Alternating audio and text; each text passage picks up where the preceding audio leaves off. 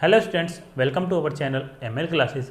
In previous video, we have studied about Ohm's law and solve a problem related to the Ohm's law. In today's video, we draw a graph between V and I. V means potential difference and I means current.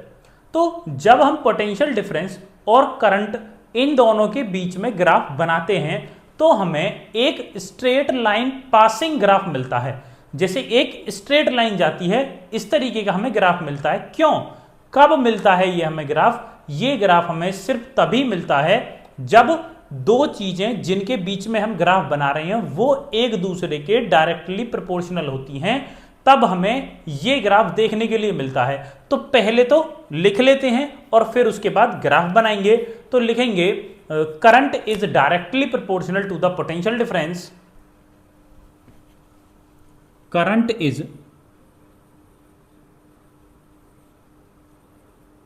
Directly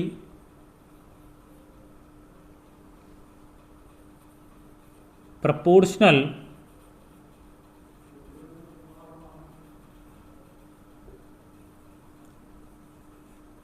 किसके? Current is directly proportional to the potential difference.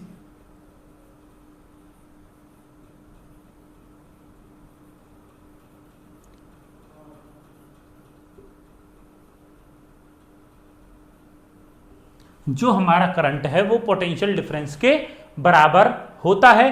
और क्या लिख लेंगे? Graph से related कुछ points लिख लेते हैं। If a graph is drawn between, if a graph drawn between the potential difference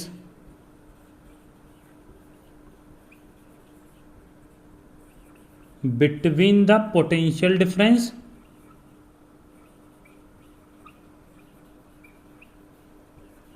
and the current।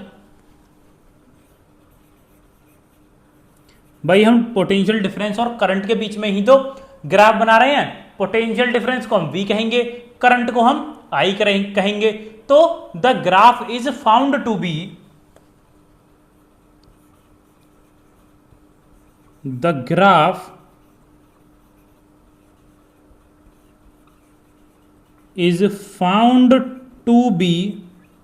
किस तरीके का फाउंड होगा? मैं graph is found to be a straight line passing through the origin, a straight line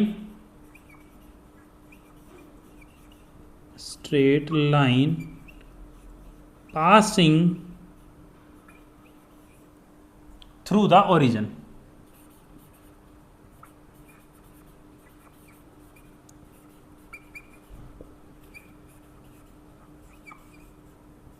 origin हमारा वो होता है जहां से हम ग्राफ बनाना शुरू करते हैं। तो ये तो हो गया हमें ग्राफ में क्या बनाना है। अब ये बात हो गई हमारी कि हमारा जो ग्राफ है उसमें जो स्ट्रेट लाइन जाती है वो कब जाती है? वो हमेशा तब ही जाती है जब हमारी दोनों क्वांटिटी आपस में प्रोपोर्शनल होंगी, डायरेक्टली प्रोपोर्शनल होंगी। ग्राफ बनाकर समझेंगे, देखो इस चीज को।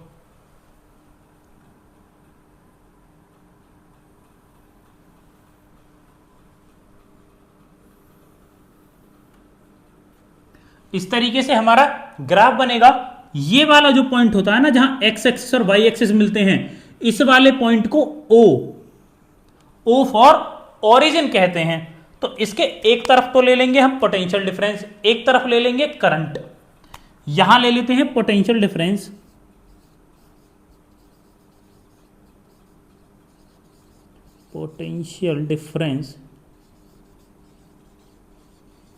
पोटेंशियल डिफरेंस को हम किससे डिनोट कर रहे हैं? V। इधर साइड क्या हो गया हमारा? करंट। करंट को हम I से डिनोट कर रहे हैं।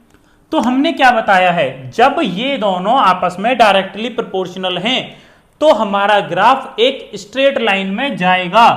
Graph is found to be a straight line passing through the origin. Origin से कुछ इस तरीके से ग्राफ बनेगा। इस तरीके से ग्राफ बनेगा, इसको पॉइंट ए कह देंगे। ये हो गया हमारा वाई एक्सिस, ये हो गया हमारा एक्स एक्सिस। कुछ इस तरीके से हमारा ग्राफ बनेगा। कुछ इंपॉर्टेंट चीज इसमें और लिख लेते हैं, जैसे कि अगर हम पोटेंशियल डिफरेंस V को इंक्रीज करते हैं तो हमारा करंट भी इंक्रीज हो जाएगा। देखो, अगर हम इधर कोई भी यूनिट बढ़ाएंगे तो इधर अपने आप बढ़ जाएगी, क्योंकि लाइन स्ट्रेट जा रही है। तो ये इंपॉर्टेंट टर्म है, इसको भी लिख लेंगे। किस तरीके से लिखेंगे हम इसको? If the potential difference V increase, the current I also increase. If the potential difference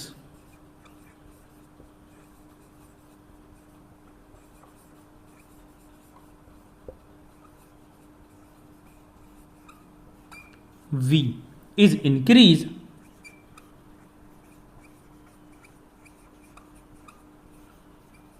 then the current I is also increase। अगर हमारा पोटेंशियल डिफरेंस इंक्रीज होगा तो हमारा करंट भी इंक्रीज होगा। लेकिन अगर यही बात रेशियो में होती है, अगर यही बात V अपॉन I में होती है, तो सभी चीजें कांस्टेंट होंगी। बट द रेशियो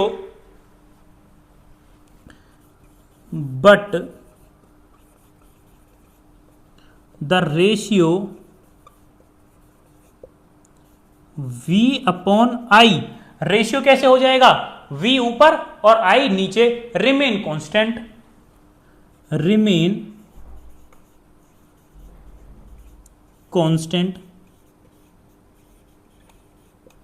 अब ये कांस्टेंट हमने आपको क्या बताया था? ये कांस्टेंट हमने आपको रेजिस्टेंस बताया था, तो इसको लिख लेंगे। The constant is called resistance of conductor. The constant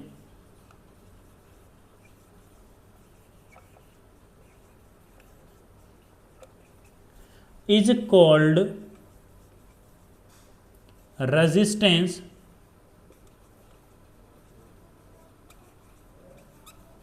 of the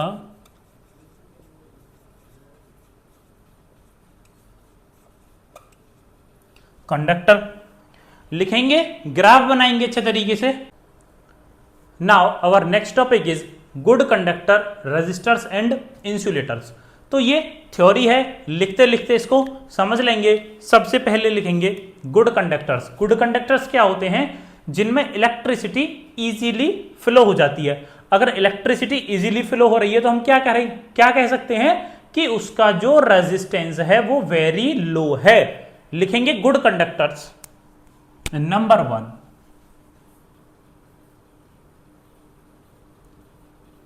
good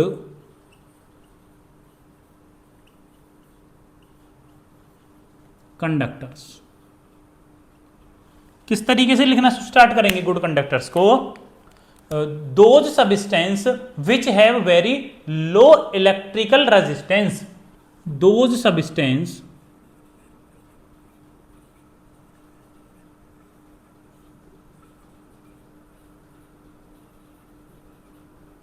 which have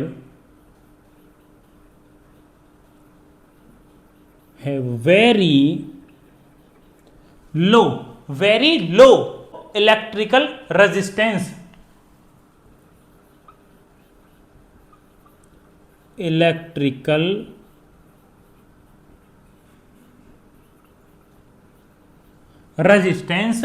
are called good conductors, are called good conductors।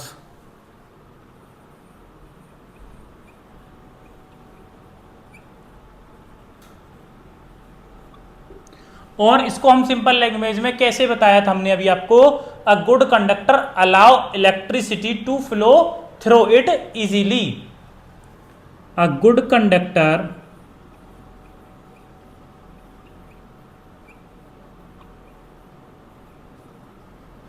allow allow मतलब परमिशन देता है कि इलेक्ट्रिसिटी मेरे अंदर से निकल जाए। Allow the electricity to flow, allow the electricity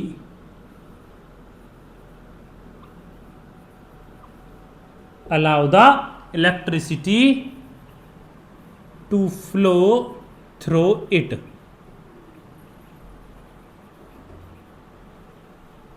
ये हो गए हमारे गुड कंडक्टर्स। इनका एग्जाम्पल लिख लेंगे, जैसे सिल्वर हो गया, silver metal is the best example of good conductor, लिख लेंगे एग्जाम्पल में। Silver metal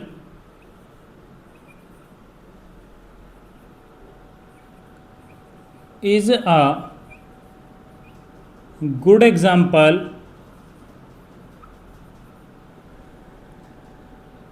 of good conductor।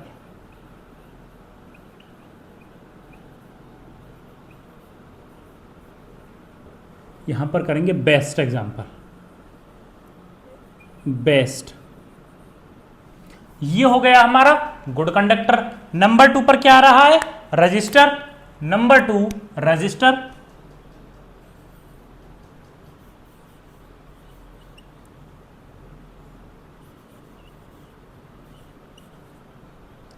Registers, resistors देखेंगे क्या होता है। रजिस्टर में लिखेंगे those substance which have, those substance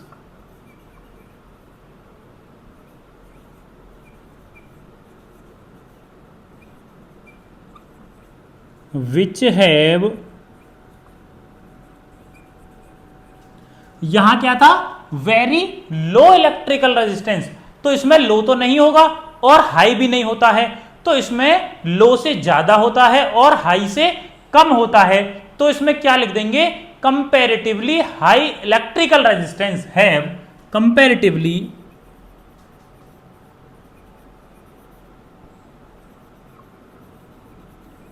high resistance, high electrical resistance, high high लेकिन comparatively high electrical resistance are called, क्या कहलाते हैं? रजिस्टर्स।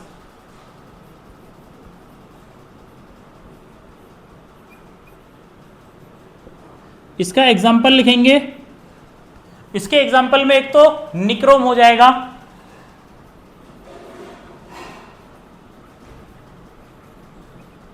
मैग्नीन भी हो जाएगा इसके एग्जाम्पल में। नेक्स्ट देखेंगे, नेक्स्ट आ रहा है हमारा insulator. Number 3 insulator.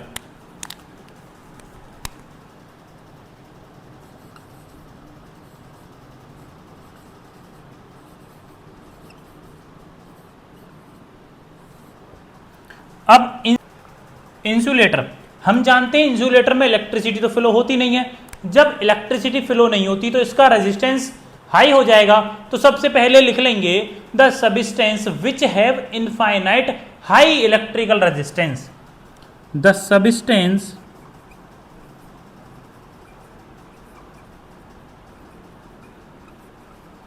Which have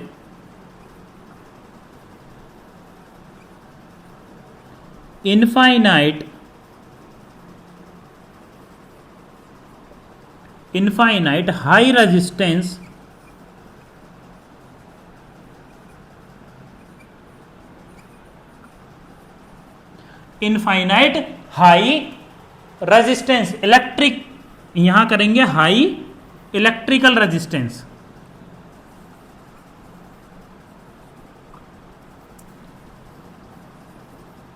electrical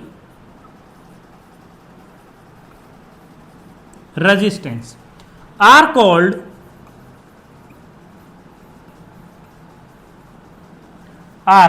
insulators।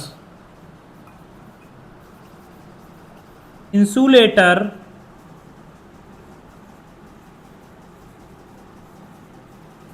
an insulator does not allow does not allow, यहां क्या लिखा था अलाउ, तो यहां क्या लिख देंगे does not allow the electricity to flow, allow the elasticity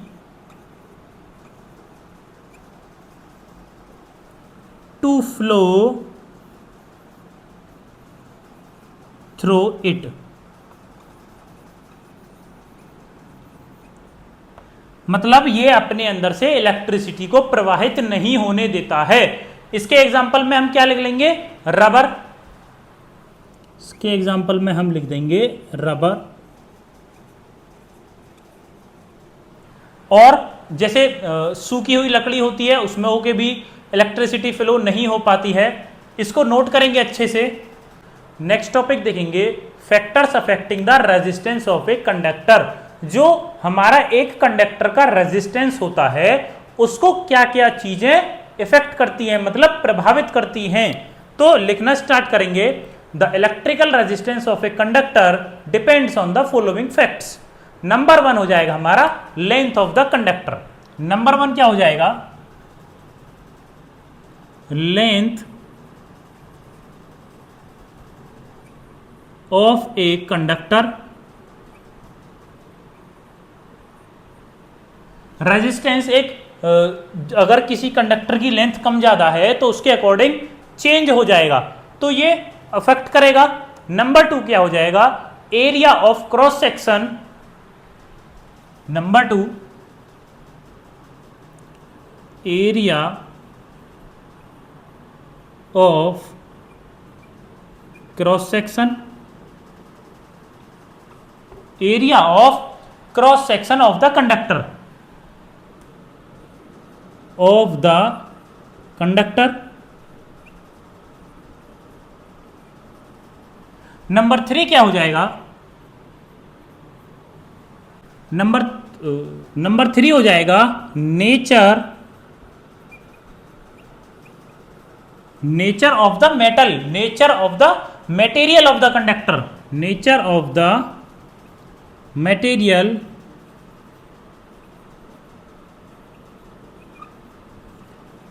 of the conductor. किस तरीके के मटेरियल का हमारा कंडक्टर बना हुआ है। जैसे सिल्वर में इलेक्ट्रिसिटी सबसे ज्यादा फ्लो होती है, लेकिन वहीं अगर हम किसी और मेटल में देखेंगे तो अकॉर्डिंग टू सिल्वर कम फ्लो होगी। नंबर 4 देखेंगे, नंबर 4 क्या होगा temperature of the conductor. Number 4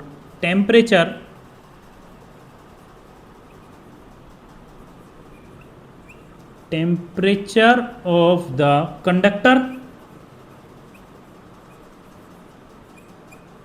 देखो कई बार हम देखते हैं अगर हम मोबाइल और लैपटॉप यूज कर रहे होते हैं तो यूज करते टाइम पर हम देखते हैं कि वो हीट हो जाते हैं। जिस टाइम पर हमारा मोबाइल या लैपटॉप हीट हो जाता है उस टाइम पर वो स्लो काम करने लग जाता है, तो टेम्परेचर भी इफेक्ट करेगा। अब जो हमारा नेक्स्ट टॉपिक होने वाला है वो ये होने वाला है कि इन चारों को हम डिटेल में पढ़ने वाले हैं। ये हम आपको नेक्स्ट वीडियो में पढ़ाएंगे। ये पूरा का पूरा एक वीडियो में हमको खत्म करना है। आप हमारे चैनल को लाइक करें, शेयर करें एंड सब्सक्राइब करें। Thank you. Like and subscribe.